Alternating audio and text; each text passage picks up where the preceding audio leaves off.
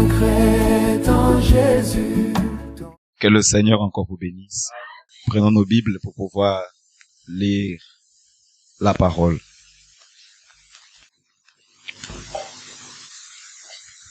Dans Genèse, au chapitre 27, Genèse, le chapitre 27, au verset 26. Alors Isaac, son père, lui dit, « Approche donc et baise-moi mon fils. » Jacob s'approcha et le baisa. Isaac sentit l'odeur de ses vêtements, puis il le bénit et dit, « Voici l'odeur de mon fils est comme l'odeur d'un champ que l'Éternel a béni. » Dieu bénit sa parole, asseyez-vous. Nous allons continuer un peu la lecture, un peu long jusqu'au verset 40.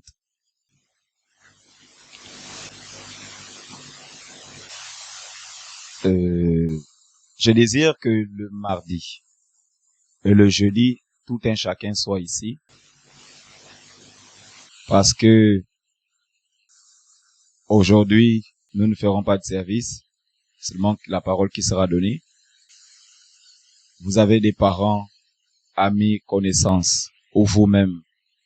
Si vous connaissez des blocages ou des troubles spirituels ou mystiques, ou si vous avez déposé des dossiers quelconques et ça traîne, ça a mis du temps.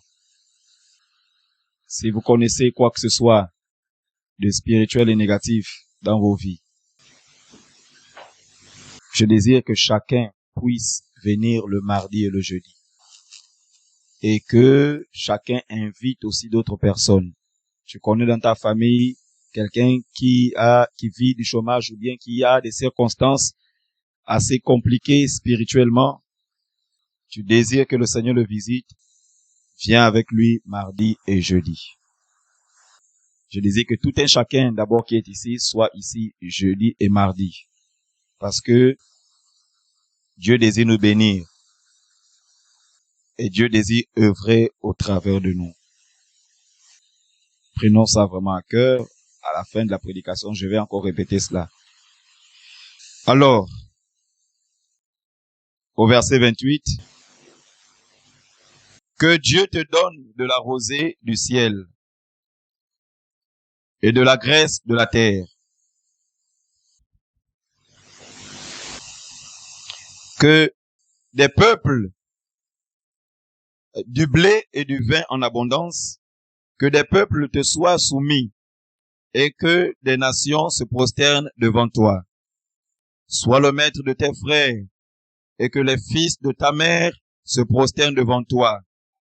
Maudit soit quiconque te maudira et béni soit quiconque te bénira. Isaac avait fini de bénir Jacob et Jacob avait à peine quitté son père Isaac qu'Ésaü, son frère, revint de la chasse. Il fit aussi un mets qu'il porta à son père. Et il dit à son père, que mon père se lève et mange du gibier de son fils, afin que ton âme me bénisse. Isaac, son père, lui dit, qui es-tu? Et il répondit, je suis ton fils aîné, Ésaü.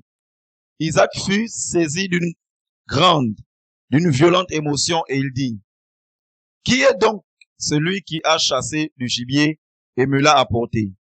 J'ai mangé de tout avant que tu vinsses et je l'ai béni. Aussi sera-t-il béni. Lorsqu'Ésaü entendit les paroles de son père, il poussa de forts cris, plein d'amertume, et il dit à son père, bénis-moi aussi mon père.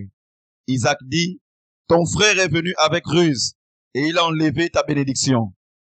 Ésaü dit, est-ce parce qu'on l'a appelé du nom de Jacob qu'il m'a supplanté 2 fois? Il a enlevé mon droit d'aînesse. Et voici maintenant qu'il vient d'enlever ma bénédiction. Et il dit, n'as-tu point réservé de bénédiction pour moi? Isaac répondit et dit à Ésaü, voici, je l'ai établi ton maître. Et je lui ai donné tous ses frères pour serviteurs. je l'ai pourvu de blé et de vin. Que puis-je donc faire pour toi, mon fils? Ésaü dit à son père, n'as-tu que cette seule bénédiction, mon père? Bénis-moi aussi, mon père. Et Ésaü éleva la voix et pleura.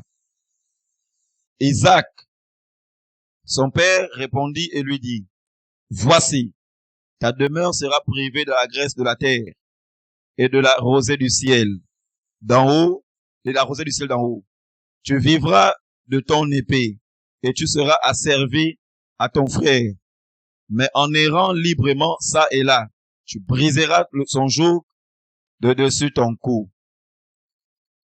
Ésaü conçut de la haine contre Jacob à cause de la bénédiction dont son père l'avait béni. Que Dieu bénisse sa parole. J'aimerais donner ce matin comme sujet la puissance de la parole. Vous savez, la parole a une grande puissance. Même avant que nous puissions donner en Christ, Dieu a doté à l'homme d'une certaine capacité. Quand tu parles positivement, c'est parce que tu penses positivement. La parole n'est que la manifestation extérieure de tes pensées.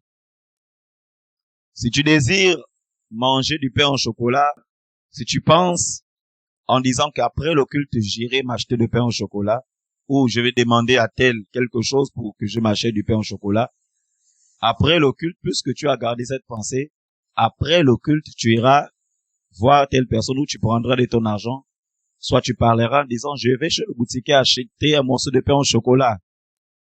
Tu mets à exécution ce que tu avais déjà pensé. Les pensées peuvent être positives comme elles peuvent être négatives. Et lorsque tu penses négativement, les choses dans le domaine spirituel seront négatives et ça va se manifester dans le domaine physique. Même quand les choses ne valent pas bien, ne pense pas négativement et ne parle pas négativement. Parce que ce que tu penses négativement attire des ondes négatives. Ce que tu penses négativement, non seulement ça attire des ondes négatives, ça attire une atmosphère négative. Et quand tu parles négativement, ça attire des mauvais esprits. Et quand ces esprits viennent, ce n'est pas dans le but de te faire du bien, c'est dans le but de te faire du mal. Dans le couloir des personnes qui font des rituels, qui sont dans des couloirs sataniques, exotériques, quand ils désirent invoquer un esprit parce qu'ils veulent peut-être la richesse, l'argent ou le pouvoir ou quoi que ce soit, ils vont commencer d'abord à penser dans leur cœur qu'il faut que j'invoque tel esprit. Certaines personnes vont leur donner certainement de la méthode, de la manière que ça se passe. Et puis, on va lui dire, va à tel endroit. Il va partir. Il a des pensées précises dans ce qu'il doit accomplir et faire. Et quand il va aller, il pensera négativement et il va commencer à parler négativement, c'est-à-dire invoquer des paroles d'incantation, des paroles négatives. Et ces paroles vont attirer de mauvaises présences, c'est-à-dire les puissances obscures, ténébreuses, vont venir vers lui. Pourquoi? Parce qu'il sera en train de pouvoir prononcer des paroles mauvaises. Et ces puissances-là viendront pour pouvoir atteindre un objectif dans sa vie. Et automatiquement, il y a quelque chose qui va se passer dans la vie de cette personne. Nous aussi, lorsque nous sommes croyants, quand tu as déjà cru à la parole, quand tu as des pensées négatives, il faut prier pour que le Seigneur change tes pensées. Il faut méditer la parole de Dieu pour que la parole de Dieu soit abondamment dans ton cœur, afin de transformer tes pensées. Amen. Je veux que chacun dise Amen. On n'est pas dans un retrait de deuil. Même dans les retraits de deuil aujourd'hui, ça change. Les gens sont tellement en plein spectacle de joie. J'espère que tu es là et que tes pensées ne sont pas ailleurs. Amen. C'est très bien. Alors, quand nous sommes croyants, un croyant doit penser positivement. Quand tu désires voir des choses positives dans ta vie, tu veux que le Seigneur aussi intervienne dans ta vie, commence à penser positivement. Et des pensées positives manifesteront une attraction positive dans ta vie. Attireront la main de Dieu dans ta vie. Pourquoi? Parce que tes pensées sont positives. Tes pensées sont conformes à la parole. Alors, tu feras aussi des choses positives. Nous voyons ici l'exemple de Jacob, d'Ésaü. D'Ésaü, autant pour moi, Ésaü, leur père, le père de Jacob et Ésaü. Ésaü avait droit à la bénédiction parce que c'était lui le fils aîné. Et son père Isaac avait prévu de pouvoir le bénir. Jacob, c'était le cadet. La bénédiction n'était pas pour lui, c'était pour son grand frère. Et voici les choses qui se passent. Jacob lui-même, son nom signifiait supplanteur ou dérobeur. Son nom était un nom qui avait une signification mauvaise. Et son nom l'a rattrapé aussi dans sa vie. Ça avait une mauvaise atmosphère. Et Jacob est allé pour pouvoir voler la bénédiction de son frère. Voici pourquoi aussi faisons attention lorsque nous donnons les noms à nos enfants. Amen. Et quand le père a voulu bénir son fils Isaac, la mère a dit à Jacob qu'il faut coller des poils parce que les poils d'Ésaü sont poilus. Il faut mettre des poils de telles choses sur tes bras. Il faut prendre le parfum de ton grand frère. Il faut prendre aussi le vêtement de ton grand frère. Il faut que, plus que ton père est aveugle, il ne va pas connaître. Quand tu vas t'approcher par l'odeur, il va te toucher certainement. Il va toucher tes vêtements. Quand il va sentir, reconnaître les vêtements, l'odeur et les poils d'Ésaü, puisque toi tu n'as pas les poils, quand il va reconnaître ça, il va toucher ça, il va savoir que c'est ton grand frère. Et par là, il va lâcher la bénédiction qui était censée être à ton grand frère, il va te la donner. La mère a fait un plan de tromperie avec son fils. Alors le fils a pu exécuter cela, il est parti. Il a préparé aussi la nourriture que le père aimait manger, que Ésaü, son grand frère, aimait préparer à son père. Le père, la nourriture que son père aimait le plus. Alors qu'est-ce qui s'est passé? Il a préparé ça, il est allé s'approcher vis-à-vis de son père. Le père étant aveugle, il n'a pas reconnu que là c'était Jacob. Il a posé la question. Qui as-tu là? Jacob a dit, c'est moi, Ésaü, ton frère, ton fils. Alors, Ésaü a humé l'odeur. Il a dit, ça c'est l'odeur de mon fils. Il a touché les vêtements, il a dit, ça c'est mon fils aîné. Alors, à partir de cet instant, il a eu la confiance de prononcer des paroles. Il a d'abord bien mangé le mets. La Bible dit ceci. Isaac sentit l'odeur de ses vêtements, puis il le bénit et dit. Isaac a béni le cadet Jacob. Et il a prononcé des paroles sur lui. Et il dit, voici l'odeur de mon fils, est comme l'odeur d'un champ que l'Éternel a béni. Que Dieu te donne de la rosée du ciel et de la graisse de la terre, du blé et du vin en abondance. Il a prononcé de bonnes paroles sur son fils. Que des peuples te soient soumis et que des nations se prosternent devant toi. Sois le maître de tes frères et que les fils de ta mère se prosternent devant toi. La Bible dit, maudit soit quiconque te maudira et béni soit quiconque te bénira. Amen. Jacob l'a dit. Plutôt Ésaü, Isaac autant pour moi, l'a prononcé ces paroles sur son fils, pensant que c'était Ésaü, mais il prononçait cela sur Jacob. Jacob a reçu les bénédictions des paroles prononcées par son père. Et cela s'est accompli dans les années qui avaient suivi. Dieu lui-même a répété les mêmes paroles à Jacob, quand il avait visité Jacob, en disant à Jacob, celui qui te maudira, ou celui qui maudira Israël sera maudit.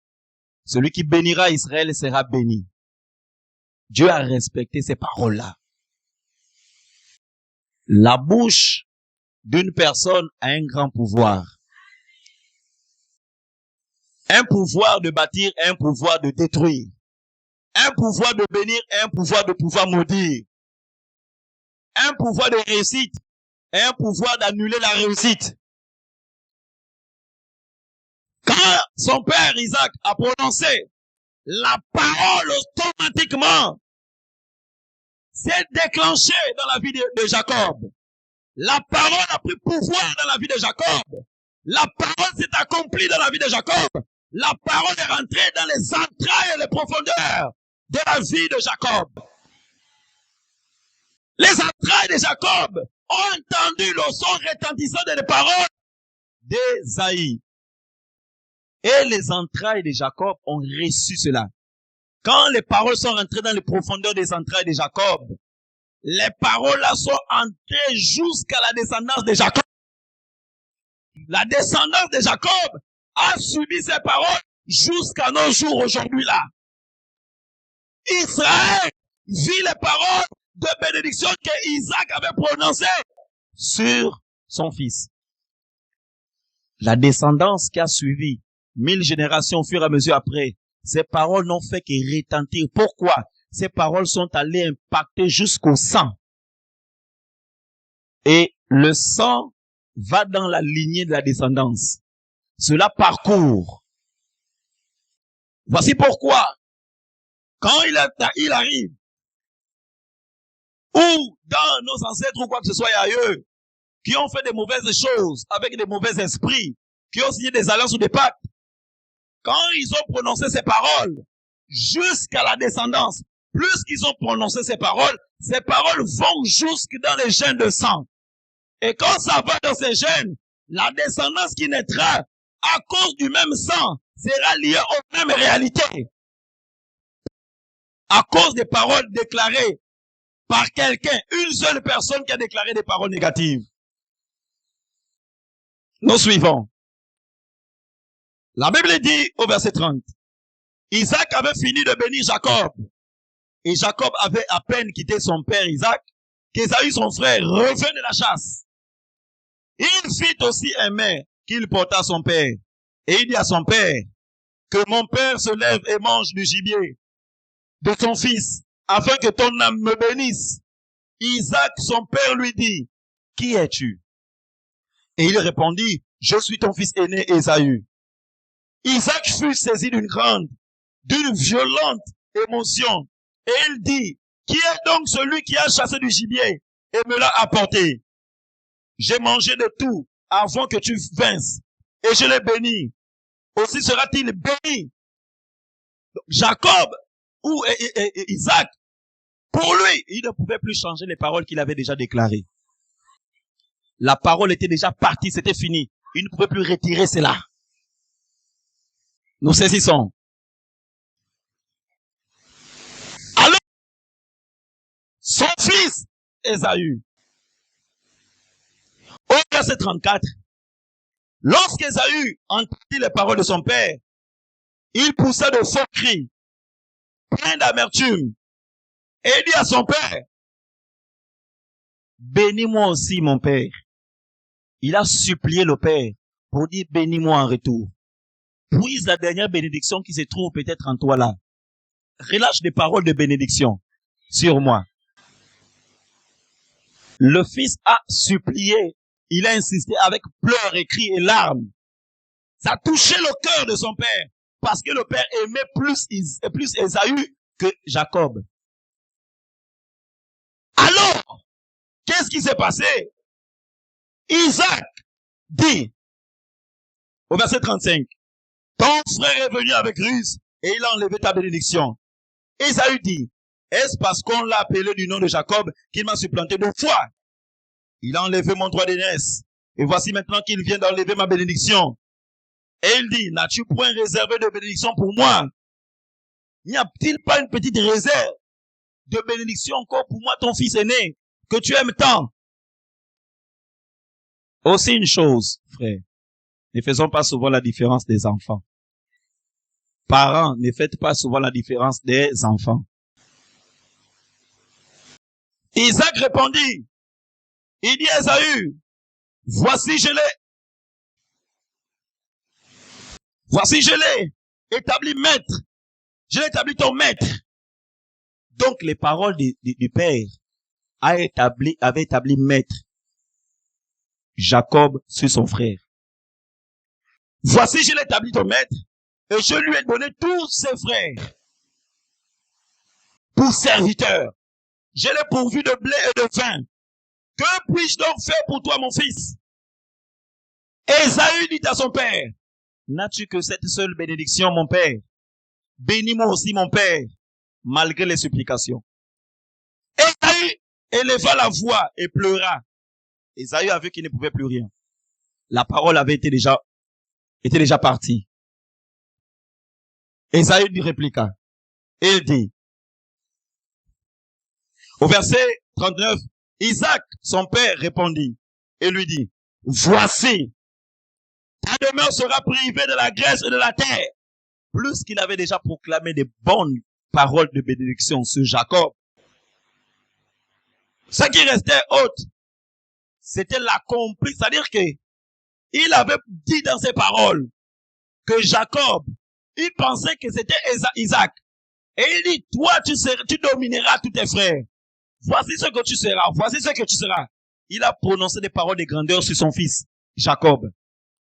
Maintenant, quand il arrive à Isaac et il se rend compte qu'il a fait une erreur, les paroles restantes, c'est simplement l'accomplissement ou la confirmation de ce qu'il avait déjà dit à Jacob. Il dit à Isaac la confirmation qu'il avait déjà donnée à Jacob en disant ceci.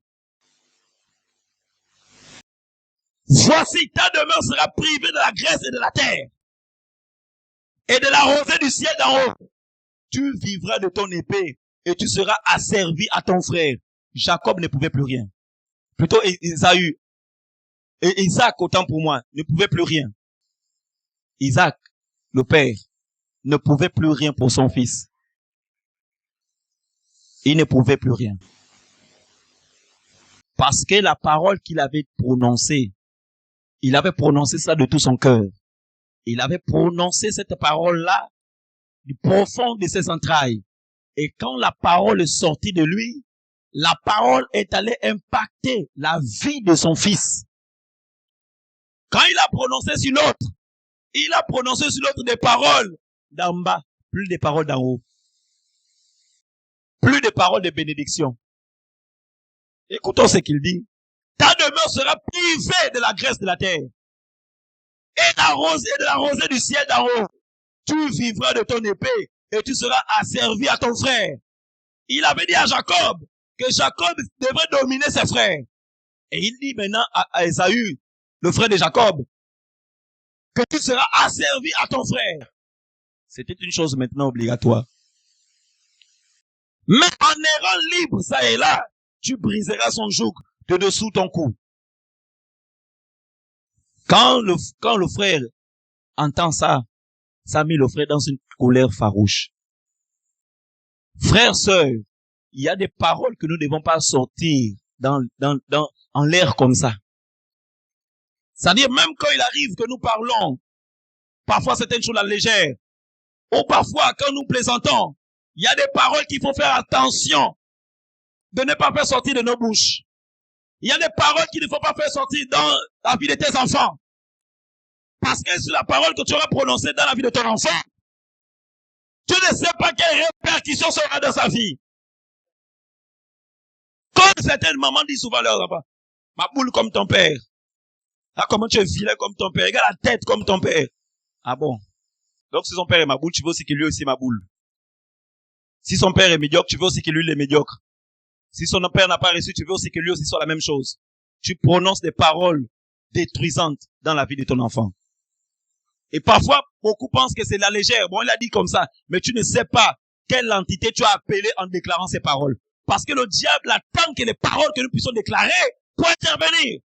Pour que l'ennemi agisse dans la vie de tes enfants ou dans ta maison, dans ta mission. Tu lui donnes le libre arbitre par tes paroles que tu prononces. Là, il vient simplement.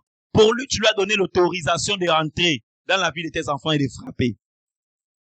Et après quelques temps, tu vas te plaindre, qu'est-ce qui ne va pas dans la vie de mes enfants? Tu oublies que tu as prononcé des paroles. Les paroles là, peut-être tu les as oubliées, mais ces paroles ont retenti dans le domaine spirituel. Les esprits ont pris cette parole, sont allés pour pouvoir agir dans la vie de tes enfants. Les paroles sont rentrées dans les entrailles de tes enfants. Et quand tes enfants grandissent, au fur et à mesure, ils vivent les réalités de ce que tu as déclaré. Faisons beaucoup attention à l'égard de nos paroles. La parole de quelqu'un a une puissance. Et parfois, quand ces choses arrivent, quelques années après, tu ne peux plus dire autre chose pour annuler cela. Parce que la chose a déjà pris vie. Même s'il arrive que tu vis dans une échec quelconque, ne prononce jamais des paroles négatives. Qu'est-ce que je vais encore faire dans ma vie? Je vais encore faire comment? Je vais aller où c'est? On avait dit ceci contre moi. Qu'est-ce que je peux encore faire? Je ne peux pas changer ça. Seul Dieu peut changer. Tu es déjà en train de donner la possibilité à Satan de pouvoir continuer à faire. Je ne peux rien faire. Qu'est-ce que je peux encore faire? Tu peux tout faire. Commencez à pouvoir vérifier aux paroles qui sortent de ta bouche.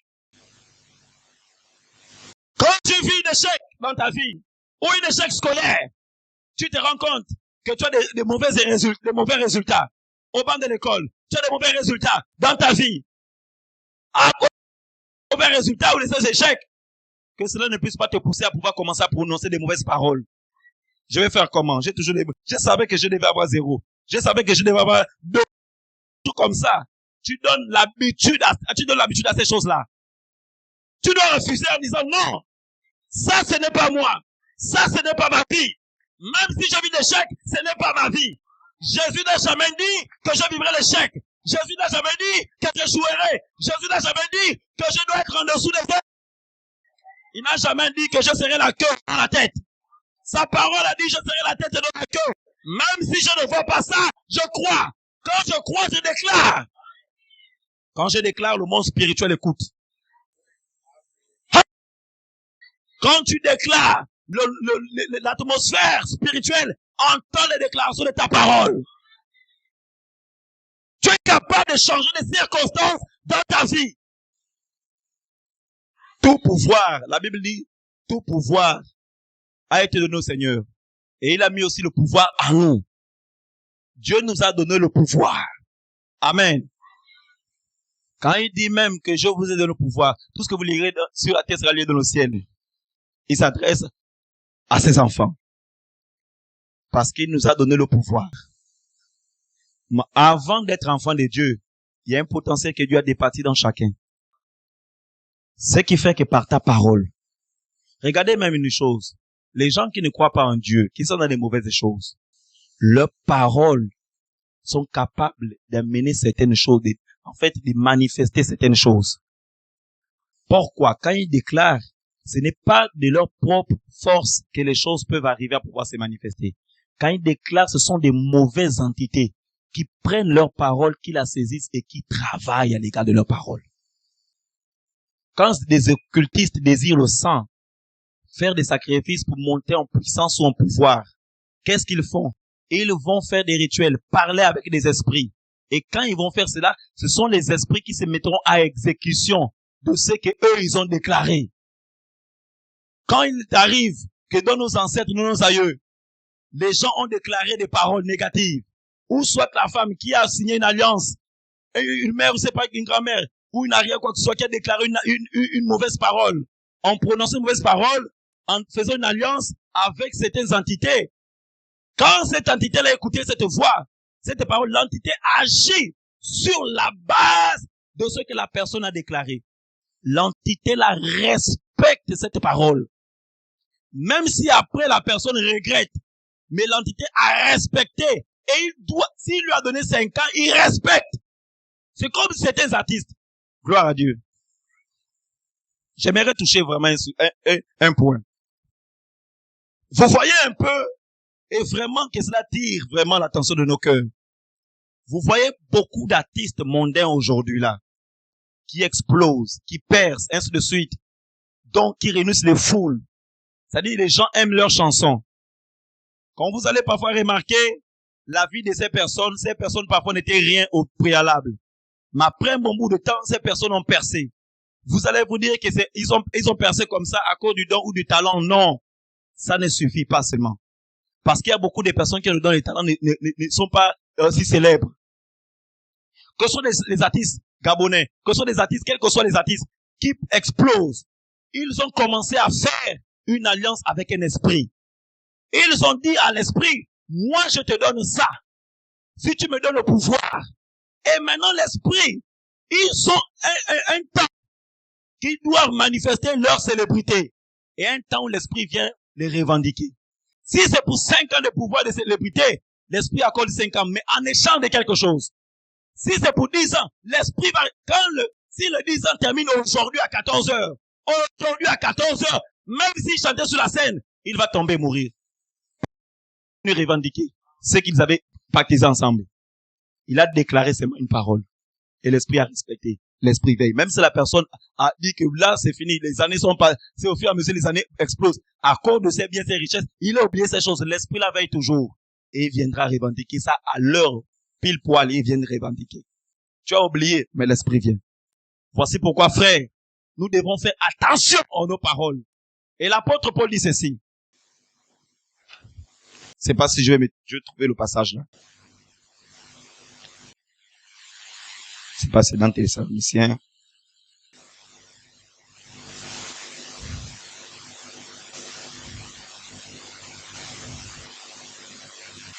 Je sais pas si je vais retrouver ça vraiment. Oui, d'accord.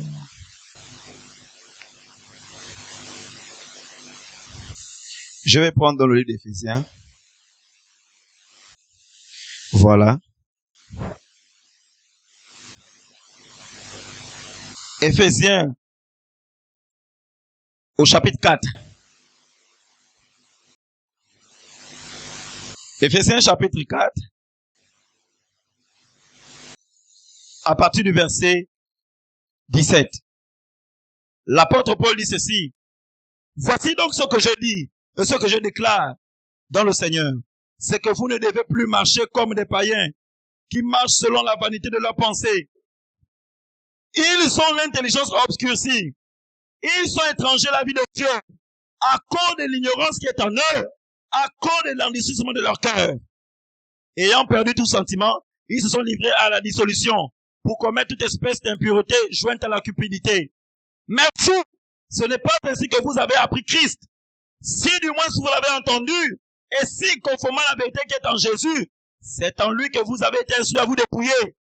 Lui égard à votre vie passée, du vieil homme qui se corrompt par les convoitises trompeuses, à être renouvelé dans l'esprit de votre intelligence. Être renouvelé dans l'esprit de votre intelligence. Que l'intelligence soit renouvelée par la parole de Dieu. Afin que vos pensées soient conformes à la parole de Dieu. Que vos paroles soient conformes à la parole de Dieu. Frère, quand tu as déjà accepté le Seigneur, tu ne peux plus aimer encore les chansons du monde. Quoi? Regardez ça. Ces artistes-là marchent avec des puissances démoniaques. Ce sont ces puissances démoniaques-là qui se saisissent de leur chant. C'est-à-dire, quand ils chantent, il y a une telle atmosphère. C'est-à-dire, il y a une inspiration. Même les écrits qu'ils ont, le démon lui donne une inspiration d'écrire une chanson. Et quand il chante, le démon là se saisit de ses paroles et la fait glisser de telle sorte que ce sont des paroles séduisantes qui font en sorte que les gens ne peuvent pas se lasser de ces chansons-là. Les gens aiment écouter, réécouter, écouter, réécouter, écouter, réécouter, écouter, réécouter. Pourquoi? Parce que l'esprit séduit la majorité des personnes pour que ces gens soient séduits par ces démons-là. Frère, il n'y a aucune chanson mondaine. Même si tu vas dire que là, cette chanson ne parle pas de diable, cette chanson-là parle simplement les choses de la vie ou quoi que ce soit. Toute chanson qui ne glorifie pas le nom de Jésus-Christ est une chanson inspirante de Satan. Tout ce qui ne glorifie pas Jésus est une glorification pour le diable. Parce qu'il y a deux inspirations dans ce monde. Soit l'inspiration divine d'en haut, ou soit l'inspiration satanique. Il y a deux esprits. L'esprit de Christ ou l'esprit de Satan. Si tu es pour Dieu, l'inspiration, c'est-à-dire les cantiques que tu dois écouter, ça doit être les chansons qui glorifient la parole de Dieu. Pas des chansons qui glorifient le monde. Parce que le monde ne peut pas glorifier Dieu. Même s'ils ajoutent un peu quelques petits trucs dedans, il n'y a pas Dieu dedans. Et un chrétien ne doit pas écouter les chansons du monde ou les chansons de l'oiseau rare. Amen. Je n'ai pas bien entendu amen. Hein, c'est pas bien fort, amen. Les chansons de l'oiseau rare. Quelqu'un était en prison. Il sort. Il vend ses kobolos. Il fume ses kobolos. Dites-moi comment la personne va devenir célèbre aujourd'hui. Vous ne connaissez pas certaines choses. Ces personnes sont allées faire des bains dans les villages, les forêts, les coins reculés. Ils ont travaillé leur corps. Quand ils sortent de là, ils deviennent brillants pour le monde. Il y a des choses que vous ne savez pas. Vous écoutez leurs chansons, mais vous dites que qu'est-ce qu'ils chantent même là? Pour que les gens bougent comme ça. Il dit même quoi de bon? Pour que les gens bougent et chantent tellement fortement comme ça. Les chansons, je ne sais pas, les paroles, on appelle ça comment? Leur langage, merci. L'argot. Et les pères comme les mères, les jeunes filles, les jeunes garçons sont en train de danser ça. Bon, il dit quoi de bon là-dedans? Vous voyez que c'est pas lui qui est en train de voir, non, en fait, ce sont les esprits qui envoûtent les gens et qui bousculent les gens pour danser. Quelqu'un passe dès qu'il entend, il commence déjà à faire. Vous voyez les jeunes filles aux jeunes garçons, ils marchent, mais ils commencent à danser sur le chemin. Mais toi, pour Jésus-Christ, quand tu entends les paroles de la chanson de Dieu, tu ne peux pas danser. Tu passes seulement, tu passes comme si rien n'était. Tu viens même à l'église, tu as du mal à célébrer le Seigneur. Alléluia! Ces esprits-là marchent avec les esprits de séduction. Ces gens-là marchent avec les esprits de séduction. Ce sont eux-là qui attisent l'attraction des cœurs des gens. Ce sont eux-là qui donnent les foules à ces personnes.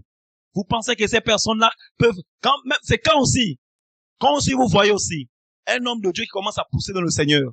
S'il est vrai, c'est qu'il y a forcément une entité spirituelle qui est Dieu, qui est derrière son ministère, ou qui est derrière ses chansons. Pour amener à donner l'influence, il y a toujours un esprit derrière qui donne l'influence à la personnalité qu'il est. Qui donne l'influence à ses paroles. Quand il prononce la chose, elle se manifeste. Pourquoi? Parce qu'il y a un esprit qui rentre en contact de sa parole et qui vient au travail, à l'œuvre. Il n'y a aucune chose normale dans ce monde, frère. Il n'y a aucune chose normale. Soit c'est le diable qui est au travail, ou soit c'est Dieu qui est au travail. Tu es chrétien. Il y a aussi pas des hommes de Dieu. Ça, ce ne sont pas des hommes de Dieu. Des hommes de Satan.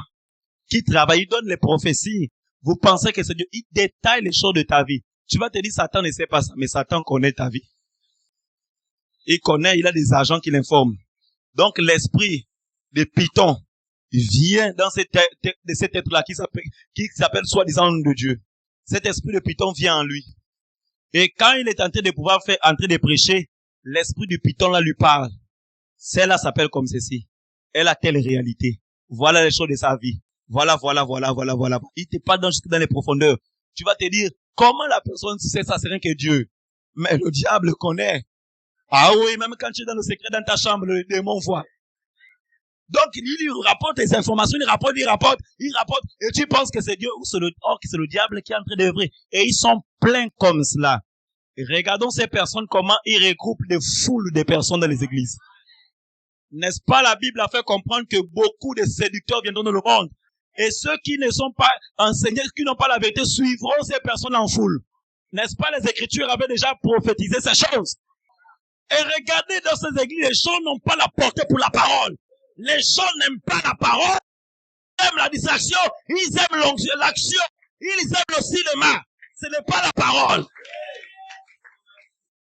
Si on était fort, il s'agissait de trafiquer certaines choses. On devait le trafiquer. Bon, pour avoir l'église en tout, mais ça pour qu'on ait l'argent, il faut qu'on commence à dire les choses. Voilà. Tout le cinéma là. Et voilà, là-bas, il y a un prophète là-bas qui prophétise. Et les gens viennent ici là jusqu'à dehors. Mais le diable est en train de pouvoir faire son travail. Plus que les gens n'ont plus le discernement de la parole, ils vont être conduits et séduits par Satan. Comme on prêche la parole, la personne peut-être vient à l'église et Satan peut-être est-ce qu'il y aura une prophétie? Il n'y a pas de prophétie. Mais nous avons l'auteur des prophéties. Voilà la véritable prophétie. La prophétie, c'est ça. Toutes les prophéties que tu veux avoir, c'est dedans. Si tu veux avoir les prophéties en détail de ta vie, lis la Bible, prie. Tu vas avoir les résultats. Il révèle des choses cachées, n'est-ce pas? Il est dans sa parole. Invoque-moi et je te répondrai. Je t'annoncerai de grandes choses, des choses cachées que tu... Voilà. Est-ce qu'il a dit seulement que prophète, invoque-moi, je vais te révéler toutes choses pour mon peuple? Les gens pensent maintenant, c'est rien que le prophète seulement qui parle. Dieu ne peut plus me parler, c'est par le prophète. L'amour de Dieu a disparu dans beaucoup de cœurs des gens. Frère, haïssez les chansons du monde. Les chansons des Fally Ipupa. Partout dans les bars. Partout presque dans les maisons. Ces chansons retentissent. Un pauvre Africain, Congolais. Vous savez comment il a commencé? Il est venu là, au village fin fond de France Mandala. C'est de là, en quittant le Congo, il est venu dans les villages, mais il a fait un bain du corps. Chez les pics, mais c'est les villageois qui te font là-bas. C'est lui qui l'ont travaillé, sont eux qui l'ont travaillé. Vous ne savez pas ça? Quand il est sorti de là, c'est là où le mouvement a commencé. Et après, il s'est embrassé avec son père, Kofi Olomide. Et comme ils étaient dans leurs choses, il a commencé à pouvoir percer. Et vous écoutez ces chants, vous pensez, oh, c'est tellement bien. Un artiste qui parle de la femme, presque tout dans ses chants. Il terrifie en quoi? La femme est bien, la femme est comme ci, comme ça. Ça te donne quoi de bon? Rien. Mais tu chantes ça, tu sens le goût du chant seulement, mais c'est le démon qui est en train de te séduire. Et les gens reçoivent les démons par ces chants-là. Les démons qui ces chants entrent dans les corps des gens. Michael Jackson, regardez la célébrité qu'il avait. Les gens vont dire que c'est le don qu'il avait. Non. Vous connaissez les pactes qu'il a eu à signer pour en arriver. Et quelle a été sa fin?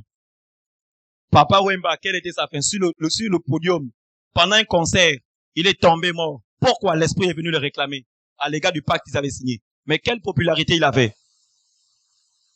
Frère, quand on est à Jésus-Christ, on coupe tous ces ponts. Dieu ne peut pas vouloir vous bénir en même temps où vous marchez avec le Seigneur, en même temps vous avez encore quelque chose de Satan. Quand vous acceptez Jésus-Christ, détournez-vous de tout ce qui appartient au diable. Parce que le diable aura la capacité de vous retenir, de vous réclamer parce que vous avez des choses qui l'appartiennent. Dans vos téléphones, vous avez ces chansons. Dans vos téléphones, vous avez ces vidéos. Dans vos téléphones, vous avez ces liens. Alors, même si le Seigneur désire entrer et agir dans vos vies, Satan va dire à Dieu, n'essaye même pas. Tu vois, c'est ma propriété. Il a ce qu'il a de moi. Donc, tu n'as pas le droit. Ce n'est pas un amusement. Nous voyons que la vie est simple.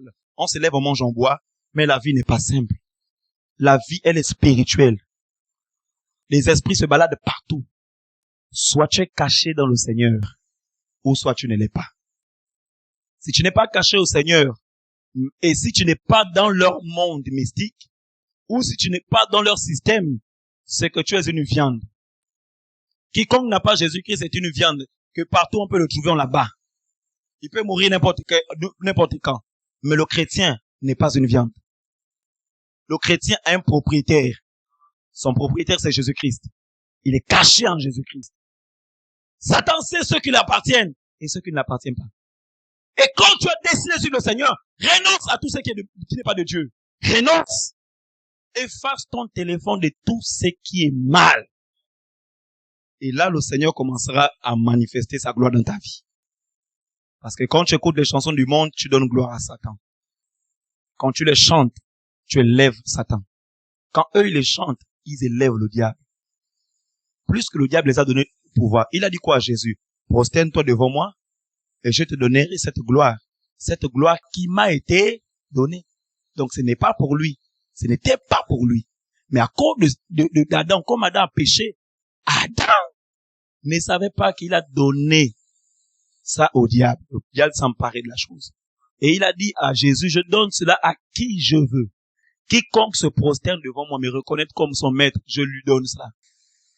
Donc, d'autres qui ont des inspirations d'être des artistes là, comme les autres mondains là, eux, ils ont percé.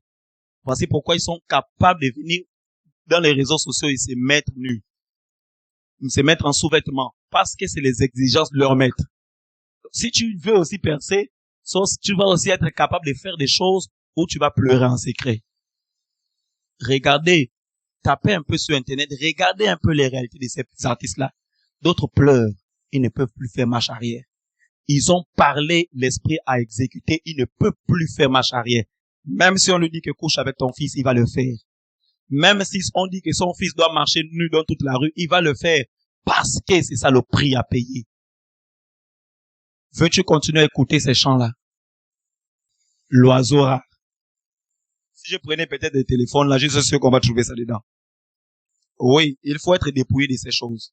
Enfin, ce n'est pas un amusement, il faut être dépouillé de ces choses. Jésus vous a sauvé la croix pour que vous l'apparteniez.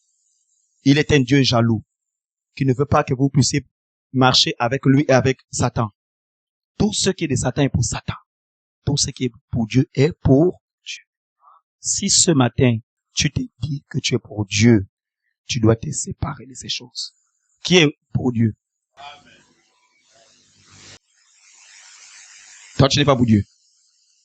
Oh. Toi, tu n'es pas pour Dieu, sœur.